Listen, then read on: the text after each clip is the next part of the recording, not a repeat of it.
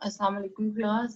आज के लेक्चर में हमने डिस्क्रीट एंड कॉन्टिन्यूस डाटा से नेक्स्ट स्टार्ट करना है।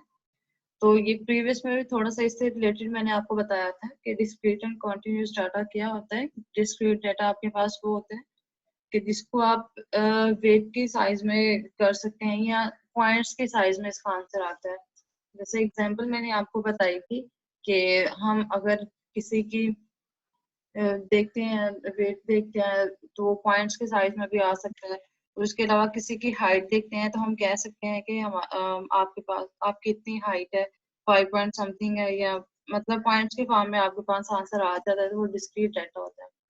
कॉन्टिन्यूस डाटा आपके पास वो होता है जिसको आप एग्जैक्टली सिर्फ बता सकते हैं, उसमें पॉइंट्स वगैरह डेसिमल में काउंट नहीं करते। जैसे मैंने आपको बताया था कि हमने पर्सन्स को अकाउंटेबल करना होता है और किसी चीजों को काउंट करना हो तो उसको हम सिर्फ एग्जैक्ट 2, 3, 4 के फॉर्म में रियल नंबर्स में बता सकें, उसमें डेसिमल वाले पॉइंट्स नहीं आएंगे। ठीक है।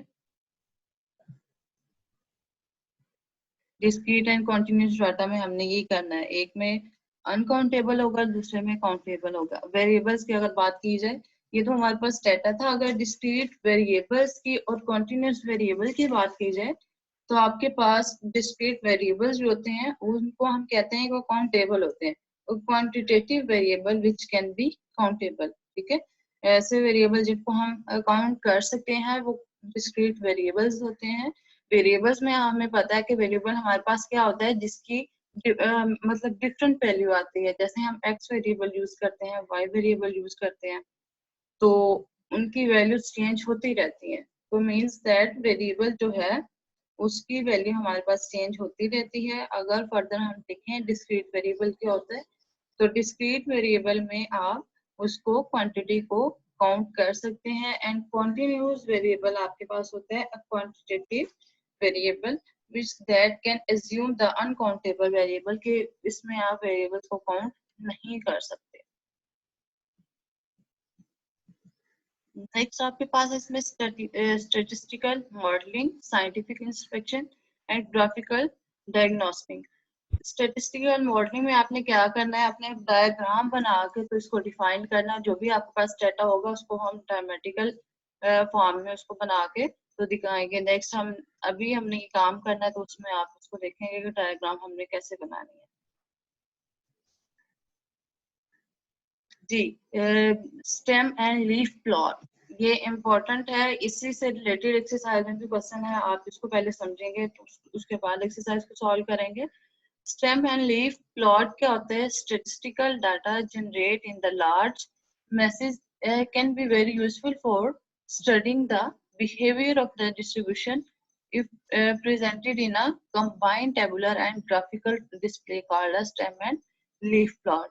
टेबुलर एंड ग्राफिक डिस्प्ले जो आप करते हैं वो आपके पास स्टेम एंड लीफ होता है। अब देखें इसको हमने सॉल्व आउट कैसे करना होता है। एक बात याद रखें, जो डाटा आपके पास गिवन होता है वो ग्रुप और अनग्रुप के फॉर्म में गिवन होता है। ठीक है। तो ये दो फॉर्म्स की होती हैं, तो हमने दोनों फॉर्म के लिहाज से दोनों को सॉल्व करना होता है। अब ये जो टेबल नंबर 1.4 आपके सामने गिवन है, ये आपके पास देखें 2.2, 4.1, 3.5 इसी तरीके से वैल्यू लिखी हुई है। तो ये आपके पास अनग्रुप डाटा है।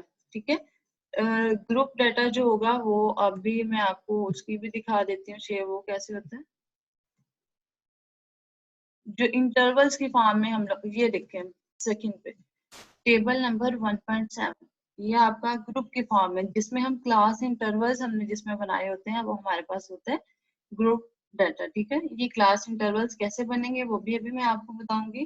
सिर्फ अभी आप ये शेप देख लीजिए। क्लास इंटरवल्स के फॉर्म में जो डाटा होता है उसको हम ग्रुप डाटा कहते हैं, और जो सिंपल डाटा होता है हमारे पास जैसे ये वाली वैल्यूज लिखी हुई है उसको हम कहेंगे अनग्रुप डाटा। अभी ये अनग्रुप डाटा आपके पास गिवन है, इसको आपने स्टेम एंड लीव का मेथड अप्लाई करते हुए इसको सॉल्व करना है। अब स्टेम आपने कैसे लिखनी है, अब देखें इसमें से फर्स्ट ऑफ ऑल आपने highest and smallest value check करनी है। तो इसमें से सबसे हाईएस्ट वैल्यू चेक करें तो आई थिंक आती है यहाँ पे 1.6। आप भी देखें इसको, कोई और वैल्यू अगर नजर आती है तो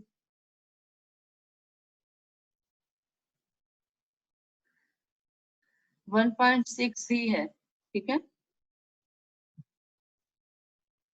ये आपके पास 1.6 सबसे स्मॉलेस्ट वैल्यू आ गई है। अब सबसे लार्जेस्ट वैल्यू चेक करें तो सबसे लार्जेस्ट एक तो मुझे यहाँ पे 4.7 नजर आ रहा है, और 4.7 से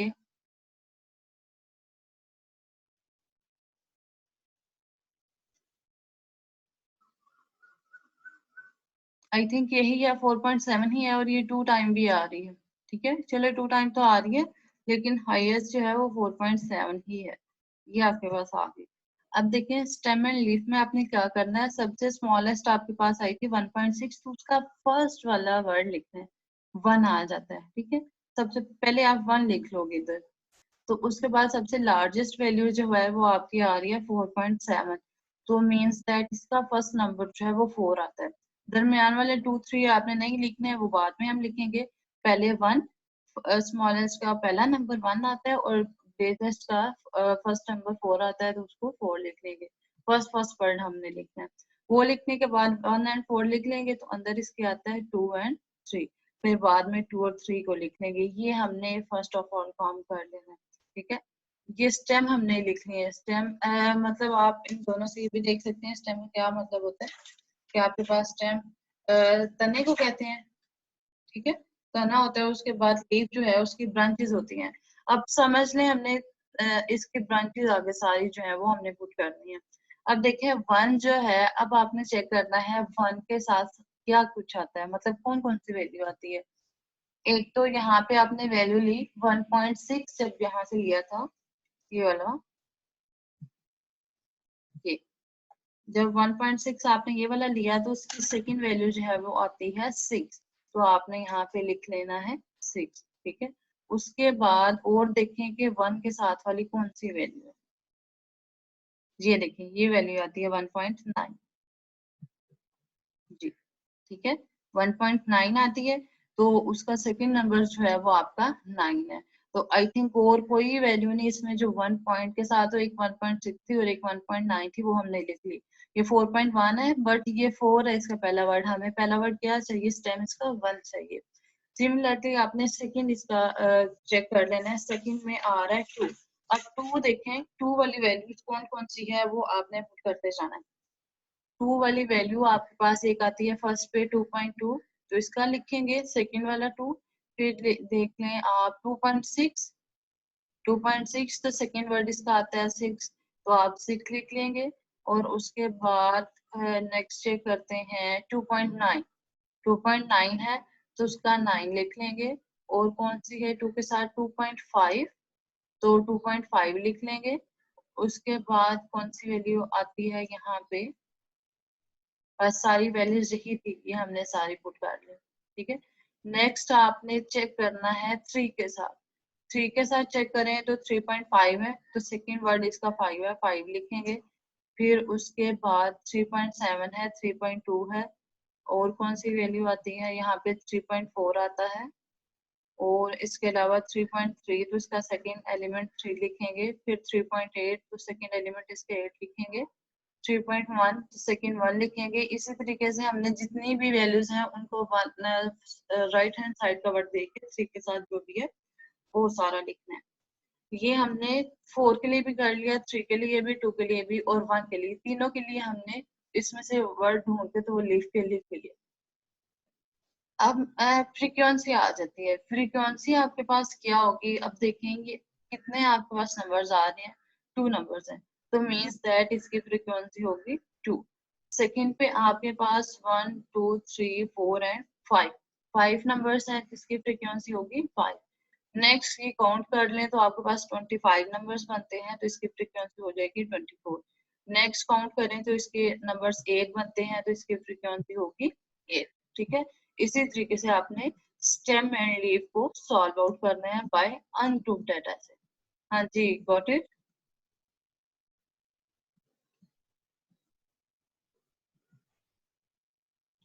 जी मैम।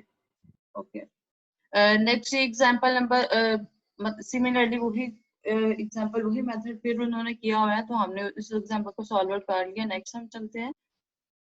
अच्छा जी, हिस्टोग्राम क्या होता है, नेक्स्ट टॉपिक है आपका हिस्टोग्राम, ठीक है।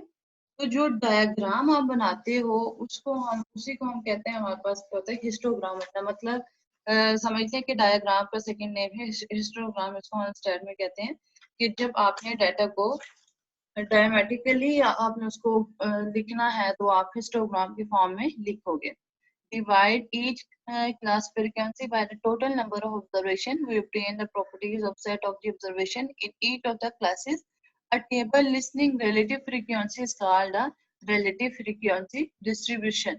ठीक है, इसमें आपने relative frequency distribution को डिस्कस करना है by group data में। अब देखें नेक्स्ट क्वेश्चन है, वो कह रहे हैं कि इसमें relative frequency आपके पास लिखी हुई है, तो इसको हिस्टोग्राम के जरिए आपने डिफाइन करना है।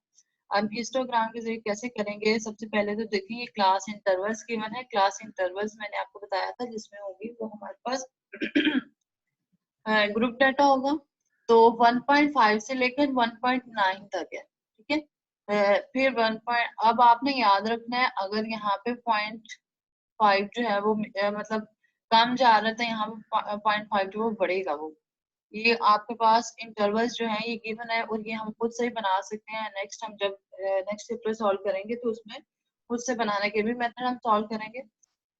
तो ये क्लास इंटरवल्स गिवन है। अब आपने क्लास मिड पॉइंट्स लेने हैं, मींस दैट इसके मिड पॉइंट्स फाइंड आउट करने हैं। तो मिड पॉइंट हम कैसे फाइंड आउट करेंगे, हम इसमें करेंगे इन दोनों वैल्यूज को ऐड करेंगे और 2 पे डिवाइड कर देंगे। 1.5 प्लस 1.9 करेंगे एंड डिवाइडेड बाय 2, तो जो भी आंसर आएगा वो आपका मिड पॉइंट होगा of this interval. Same as it is आपने सेकंड पे 2.0 प्लस 2.5 डिवाइडेड बाय 2। अब आपने ये नहीं करना कि इसमें थोड़ा डिफरेंस है, ज्यादा है तो हम 2 पे डिवाइड करें, 3 पे करें, किस पे करें, जितनी वैल्यू मर्जी आती है, जितना डिफरेंस मर्जी है, इसमें आपने दोनों वैल्यूज को ऐड करके 2 पे ही डिवाइड करना, तो जो वैल्यू आएगी वो उसका मिड पॉइंट होगा। Got it? हम क्लास इंटरवल में तो सेम नहीं होता इंटरवल, यानी अब इनके दरमियान 5 का इंटरवल है। जी, डिस्टेंस सेम होता है। मेरा कहने का ये मतलब है कि आपने 2 पे ही डिवाइड करना है किसी भी नंबर को, और वो डिवाइड नहीं करना इस पे जब मिड पॉइंट फाइंड आउट करना है। डिस्टेंस जो है वो डिफरेंट हो सकता है, 10 का भी हो सकता है, 15 का भी हो सकता है, 5 का भी हो सकता है, 2 का भी हो सकता है, 3 का भी हो सकता है। मैम मींस के एक टेबल में तो सेम ही रहेगा ना इंटरवल, हाँ ये जी, नहीं ना बिल्कुल होगा बिल्कुल सेम डिस्टेंस। होगा, कंप्लीट सेम होगा। 1.5 से लेकर 4.9 तक इसका डिस्टेंस सेम होगा। ठीक है, ठीक ठीक। ओके। नेक्स्ट फ्रीक्वेंसी जो है वो भी इसकी गिवन है। फ्रीक्वेंसी आपकी है 2, 1, 4, 15, नेक्स्ट अप टू 10, 9 और 8 गिवन। ठीक है, अब आपने क्या करना है, क्लास इंटरवल्स भी लिख लिए, तो उसके मिड पॉइंट्स भी फाइंड आउट कर लिए, फ्रीक्वेंसी भी आ गई। अब क्यूमुलेटिव फ्रीक्वेंसी आपने याद रखनी है, मिड पॉइंट आप खुद से फाइंड आउट करेंगे और फ्रीक्वेंसी गिवन होगी इसमें, क्योंकि मिड पॉइंट इनको सॉल्व करके हमने निकाल लेने हैं। फ्रीक्वेंसी जो है वो आपके क्वेश्चन में ही गिवन होगी, ये आपने खुद से नहीं लेनी। ठीक है, इसका ये मतलब है फ्रीक्वेंसी हमारे पास यहाँ पे 2 कैसे आती है, इसका ये मतलब है कि इसमें 1.5 से लेकर 1.9 तक जो है वो 2 नंबर्स आ रहे हैं। हो सकता है एक 1.7 हो सकता है एक 1.6 हो, तो वो 2 नंबर्स जो आ रहे हैं वो इसकी फ्रीक्वेंसी है। इसी तरीके से 2.0 से लेकर 2.4 तक एक नंबर आ रहा होगा तो उसकी फ्रीक्वेंसी हमने क्या लिख दी है, 1। अब लास्ट पे रिलेटिव फ्रीक्वेंसी है, तो रिलेटिव फ्रीक्वेंसी हमने खुद से फाइंड आउट करनी है। तो रिलेटिव फ्रीक्वेंसी आप कैसे फाइंड आउट करोगे, आपके पास क्या होना चाहिए, टोटल फ्रीक्वेंसी को डिवाइड कर देना है बाय फ्रीक्वेंसी। अब टोटल फ्रीक्वेंसी क्या होगी, अब आपने टोटल फ्रीक्वेंसी इन सारी को ऐड करके नीचे इसका टोटल लिख लेना है। 2 + 1 + 4 + 15 + 10 + 5 + 3, इन सबको ऐड करके तो हम लिख लेंगे। तो जितनी भी टोटल फ्रीक्वेंसी आएगी फिर हम हर वर्ड पे अलहदा से उसको डिवाइड करते जाएंगे। सपोज दैट इसकी फ्रीक्वेंसी आपके पास 35 आती है, तो 35 आती है तो आपने क्या करना है, पहले 35 टोटल इसको लिख लें, फॉर्मूले को नोट को भी अपने पास रखा करें और साथ साथ नोट करते जाया करें। रिलेटिव फ्रीक्वेंसी के लिए आपने क्या करना है, फॉर्मूला लिखना है उसका, total frequency divided by frequency. तो सपोज दैट टोटल इसकी 35 आती है, तो 35 डिवाइडेड बाय 2 करेंगे, फिर 35 divided by 1, 35 divide 4, 35 divide 15, 35 divide 10 up to सोना, इस तरीके से आपने इसको लिखते जाना है और आपके पास आ जाएगी रिलेटिव फ्रीक्वेंसी। हाँ जी, ये टेबल क्लियर है?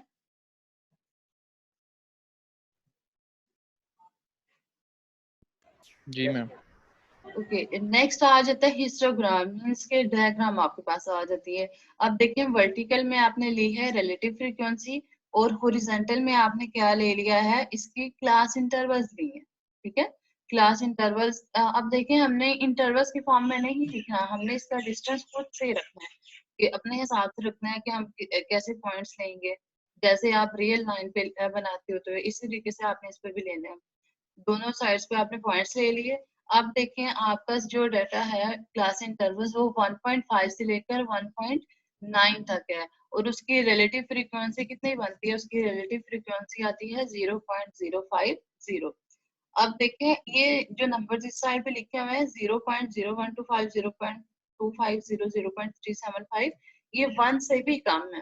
ठीक है, ये 1 से हमने कम क्यों लिए, क्योंकि इस साइड पे हमारे पास रिलेटिव फ्रीक्वेंसी जितनी भी आई थी वो सारी 1 से कम नंबर्स ही थे, तो हमने इस साइड पे भी क्या लिए, सारे 1 से कम नंबर्स लिए। अब फर्स्ट इंटरवल पे आपके रिलेटिव फ्रीक्वेंसी आती है 0.050, तो 0.050 आई थिंक यहाँ पे कुछ बनती है, तो हम क्या करेंगे 1.7 से थोड़ा पीछे जाएं तो 1.5 हमारे पास पॉइंट आता है, तो 1.5 से हम लोग जाएंगे 0.025 तक और फिर हमारा इंटरवल जो है वो 1.9 तक है, तो 1.7 से थोड़ा आगे आएंगे तो 1.9 हमारे पास कुछ यहाँ पे आता है, तो दोनों साइड पे लाइन लगा के तो ऊपर हमारे रिलेटिव फ्रीक्वेंसी का नंबर जो है 0.050, तो ये एक हम क्या बना देंगे, बॉक्स बना देंगे, उसको क्लोज कर देंगे। फिर सेकंड जो है वो आपके पास 2.0 से लेकर 2.4 तक है, तो सेकंड आपने डिस्टेंस इसका नहीं छोड़ना, वहीं से स्टार्ट करना है। 2 पॉइंट ये आपकी आती है 0.025 तक, तो 0.025 तक देखें तो हम इस साइड यहाँ पे कुछ नंबर मिलता है हमें, तो वो लाइन लगा लेंगे ऊपर, तो सेकंड इंटरवल आपका है 2.4 तक, तो 2.2 है ये, आगे 2.3 कुछ यहाँ पे होगा और 2.4 यहाँ पे होगा, तो हमारे पास ये इसके लाइन लगा देंगे। नेक्स्ट आपके पास 2.5 से लेकर 2.9 तक आता है, तो 2.7 से पीछे 2.6, फिर उससे पीछे 2.5, मीन्स कि हमने जहाँ पे इसको छोड़ा था वहीं से फिर लाइन लगाएंगे, और आपका थर्ड रिलेटिव फ्रीक्वेंसी जो है 0.100 आती है, तो 0.100 जो है कुछ यहाँ पे होगी, तो हमने वो वाली लाइन लगा के इसको क्लोज कर देना है। सिमिलरली आपने ये सारा काम ऐसे ही करते जाना और सारी डायग्राम इस तरीके से ही इसको इसी तरीके से बना देनी है इसकी। ये हमारे पास हिस्टोग्राम था। Corresponding relative frequency, we construct a relative frequency histogram. हमने क्या किया है, रिलेटिव फ्रीक्वेंसी का एक हिस्टोग्राम बना दिया है, मींस के रिलेटिव फ्रीक्वेंसी को लेते हुए हमने डायग्राम बना दी है। मैम ये ग्राफ प्लॉट करना लाजमी है? पूछा होगा जिसमें आपने प्लॉट कर देना, जिसमें नहीं पूछा होगा उसमें नहीं करेंगे, पता तो होना चाहिए ना आपको।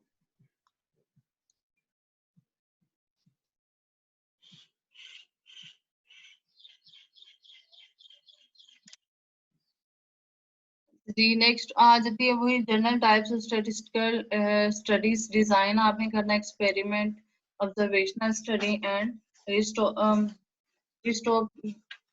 रिस्पेक्टिव स्टडीज आपने करना है, वही हमने डायग्राम करनी है, ऑब्जर्वेशन करनी है, स्टडी करना है कि डाटा हमारे पास क्या होता है। तो अब हम नेक्स्ट करते हैं इसके एक्सरसाइज को सॉल्व करते हैं। एक्सरसाइज में 1.13 मींस दैट आपके पास 13 क्वेश्चन से स्टार्ट है इसमें। तो फर्स्ट क्वेश्चन है, a manufacturer of electronic components is tested in determine the lifetime of a certain type of battery. A sample in hour of life is as follows. Sample आपके पास given है, first A part है, find out करना है, find the sample mean and median. ठीक है, first इसमें find करना है मीन एंड मीडियन। सेकेंड आपके पास है, what further is this data set is responsible for the subsectional difference between the two. First question इसका करने वाला है मीन है, मीडियन जो हमने फाइंड आउट किया। देखिए मैंने स्टार्ट में भी आपको बात बताई थी कि डेटा हमारे पास जो है वो 2 टाइप में होता है, जिसमें आपने सॉल्व करना होता है मीन को भी और मीडियन को भी। अब ये जो डाटा आपके पास गिवन है ये अनग्रुप डाटा ही है, और इसके लिए हमने जो प्रीवियस लेक्चर में जो मेथड पढ़ा था summation x by and mean के लिए वही हमने यूज करना है। अभी इसमें मीन और मॉड के लिए मीडियन मॉड तो अभी आपने देखा नहीं, लेकिन वैसे मैंने आपको बताया था कि जो वैल्यू रिपीट हो रही होती है वो आपके पास मॉड होती है। तो अभी यहाँ तक आपने मीन और मीडियन को बाय अनग्रुप डाटा ही डिस्कस किया है, तो आपने उसको करना है। लेकिन आपको इस बात से भी आगाह करती हूँ कि इसको हम ग्रुप डाटा से भी फाइंड आउट कर सकते हैं, और ये हमने नेक्स्ट जब आगे पढ़ेंगे तो उसमें करेंगे।